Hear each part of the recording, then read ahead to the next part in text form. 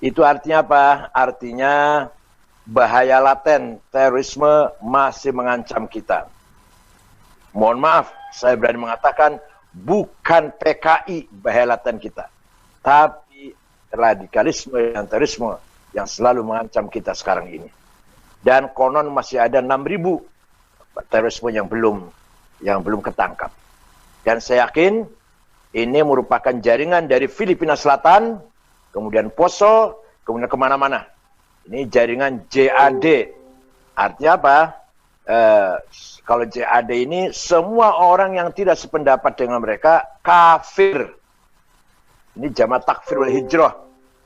Kelanjutan dari Jamaah Takfir wal Hijrah yang didirikan oleh Syekh Syukri Ahmad Mustafa tahun 69. Namanya Jamaah Takfir wal Hijrah. Semua orang kafir.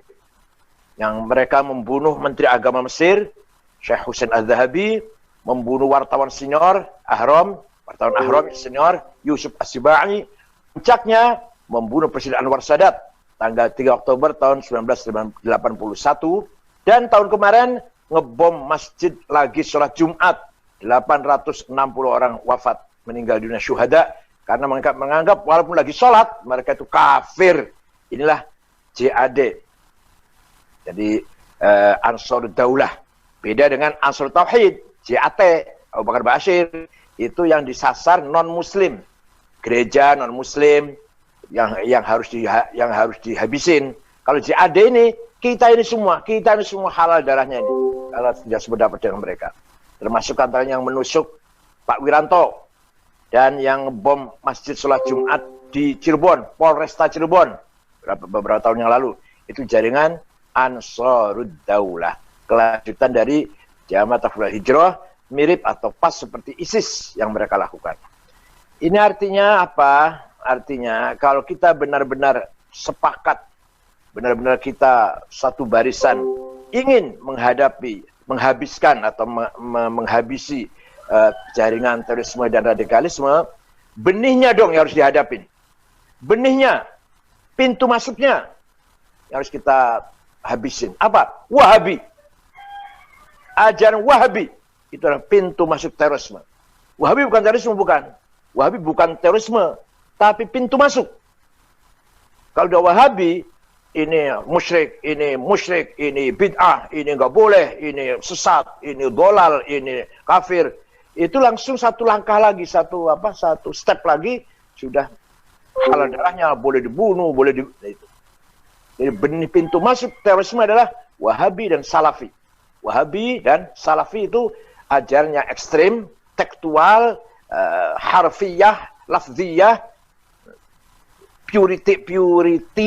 puritisasi dalam rangka memuliakan Islam, maunya gitu, maunya ngakunya dalam rangka memuliakan Islam seperti zaman Rasulullah, semua dianggap bid'ah, dianggap sesat kalau tidak seperti persis seperti zaman Rasulullah. Walaupun mereka naik mobil sih, bukan naik onta. Tapi apapun yang kita lakukan kalau nggak seperti Rasulullah katanya bid'ah. Nah, kalau bid'ah berarti sesat, kalau sesat berarti neraka. Kullu bid'atin dhalalah wa kullu dhalalatin finnar. Setiap barang yang baru yang tidak ada zaman Rasulullah bid'ah, wa kullu bid'atin dhalalah. Setiap bid'ah sesat, wa kullu dhalalatin finnar. Setiap neraka. Dan ini ajaran seperti ini pintu masuk untuk menjadi terorisme, menghalalkan darah orang sesama orang muslim. Nah, kemudian pelajaran agama yang disampaikan di fakultas umum, bukan usuluddin, bukan syariah maksudnya, kedokteran, hukum, teknik, apalah itu, fakultas umum yang bukan jurusan agama. Menurut saya, pelajaran agama 14 kali pertemuan. Itu jangan semua diisi dengan akidah syariah. Agama itu ada 3, akidah, syariah, akhlak. Akidah syariah cukup 4 kali pertemuan. Rukun iman yang 6 sampaikan. Iman pada Allah, iman pada malaikat, pada Rasulullah, pada wahyu, pada para nabi dan qada-qadar dan hari kiamat dan qada-qadar. Dah cukup. Gak usah diulang-ulang. Yang diulang-ulang bagian itu usuluddin. Bukan di kedokteran, bukan di teknik, bukan. Di usuluddin. Jadi cukup memperkenalkan bahwa orang Islam itu harus percaya 6 rukun. Iman pada Allah, pada para rasulnya, para malaikat, pada kitab suci, pada hari kiamat, dan qada qadar. Sudah titik. Yang kedua kemudian syariat. Orang Islam harus mengetahui rukun Islam itu ada 5 dan mengamalkannya. Syahadat, sholat, zakat, haji, puasa, haji, dan seterusnya.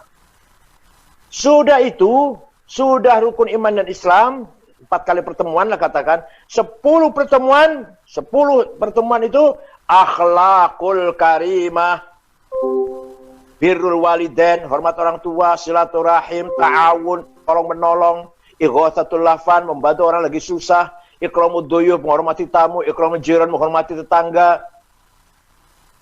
Apalagi iyadatul mardon, nengok orang sakit, ta'ziyatul mautan, nengok orang lagi kematian, mendoakan satu sama lain, tidak boleh hasud, nggak boleh sombong, nggak boleh dengki, nggak boleh adu domba, hoax dan seterusnya. Itu akhlak.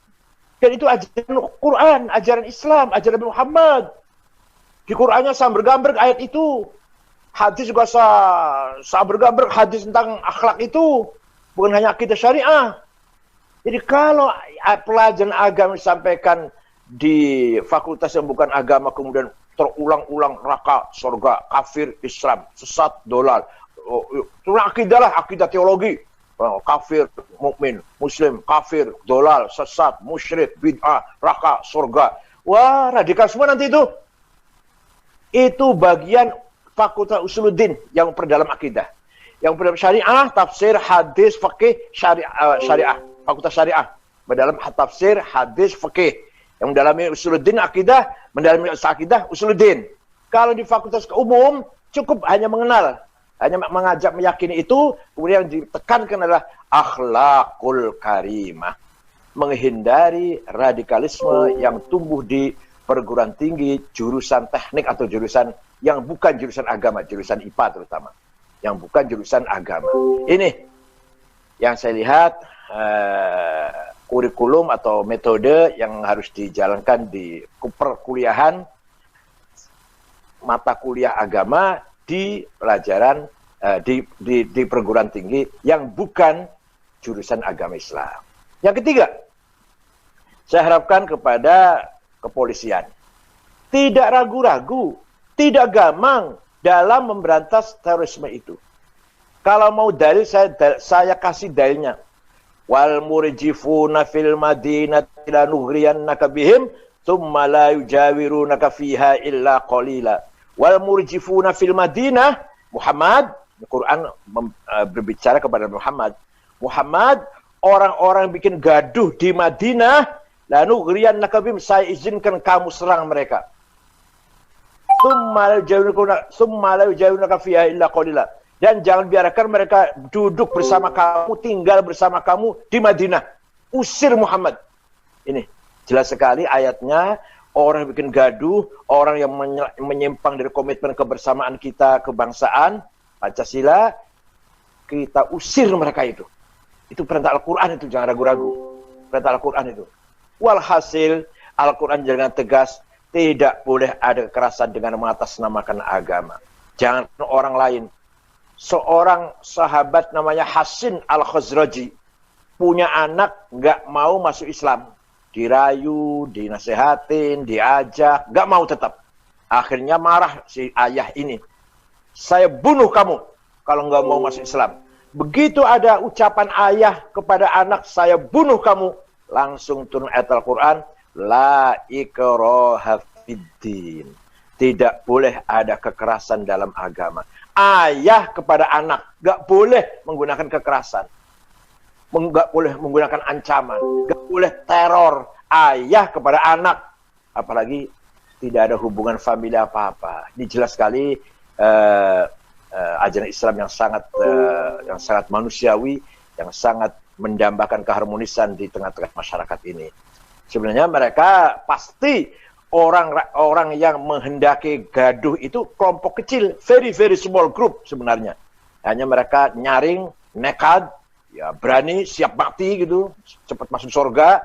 Lah kita yang mayoritas kan tidak ingin cepat mati, itu bedanya, itu di situ bedanya.